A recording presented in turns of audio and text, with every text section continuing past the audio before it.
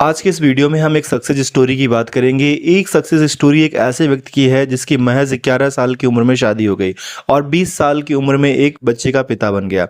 उस शख्स ने अपने सपने को कैसा पूरा किया, नीट के एग्ज़ाम को कैसे क्रैक किया, जिस बच्चे ने पूरी पढ़ाई अपने सरकारी स्कूल में की, एक गाँव में एक छोटे से स्कूल में अपनी पढ़ाई करके उसने नीट का रास्ता कैसे क्लियर किया। तो हम बात कर रहे हैं एक शख्स जिसका नाम है रामलाल। बात की जाए ज़िंदगी में बड़ा मुकाम हासिल करने का तो उसके सपने सभी देखते हैं, लेकिन बहुत ही कम लोग होते हैं जो अपने मुकाम को पूरा कर पाते हैं, क्योंकि राह में बहुत सारी अड़चनें आती हैं।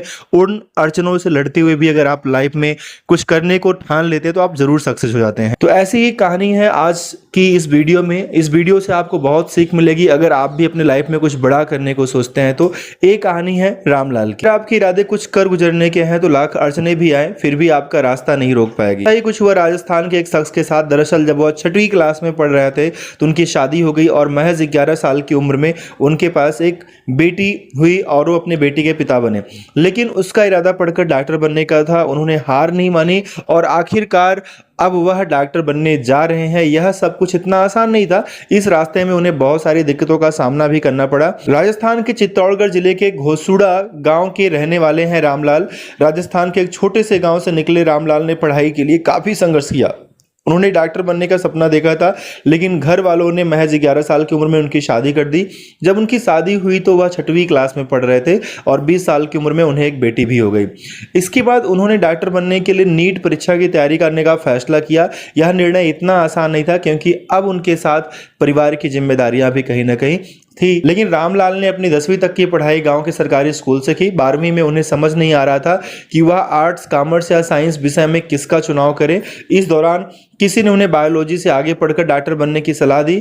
फिर क्या था, रामलाल ने बायोलॉजी से पढ़ने का फैसला किया। 12वीं तक बायोलॉजी से पढ़ाई की। 12वीं कंप्लीट होने के बाद रामलाल के सामने दो ही रास्ते थे, या तो वो कोई छोटी मोटी नौकरी करे और अपने परिवार का पालन पोषण करे, या फिर डॉक्टर बनने के सपने को साकार करे। ऐसे में उन्होंने दूसरा रास्ता चुना। उन्होंने नीट परीक्षा की तैयारी के लिए कोटा चले गए। उनको पढ़ाने के लिए उनके पिता ने कर्ज लिए और यहाँ तक कि उनकी माँ ने अपने गहने तक बेच दिए। परिवार को छोड़कर रामलाल कोटा में रहने लगे। उन्होंने 4 बार नीट की परीक्षा दी, लेकिन चारों बार असफल रहे।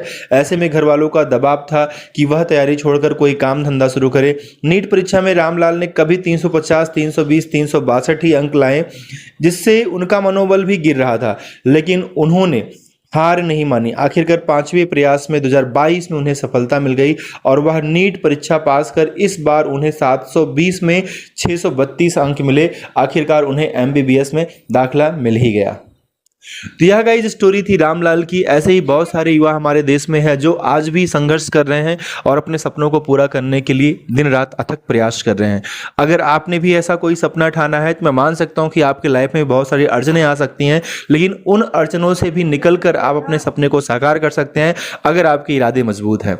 अगर आप चाहते हैं ऐसे सक्सेस स्टोरी आपको और भी मिलती रहे तो आप हमारे चैनल का हिस्सा बने, हमारे बैठकी का हिस्सा बने और बैठकी का बैठकर आनंद लेते रहें। थैंक यू गाइज, जय हिंद।